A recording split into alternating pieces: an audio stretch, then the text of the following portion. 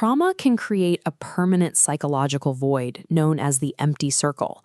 While ordinary bad memories are painful to recall, this specific trauma deletes the memory entirely. Take a Holocaust survivor who experiences terror so massive, no empathetic listener can possibly contain it.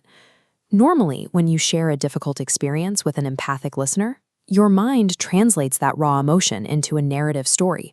It forms a structural node, safely stored in your memory web. But what happens when the terror is far too massive? Without an empathic relationship available to safely contain or translate it, the mind cannot form a mental picture of the event.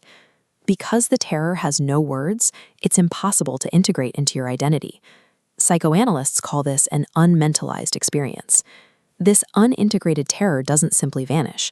Instead, it burns a permanent rupture into the structure, the empty circle. It's felt not as a memory, but as a persistent dread and wordless inconsolability. And because this trauma exists as a silent gap rather than a story, parents unconsciously pass it down to their children.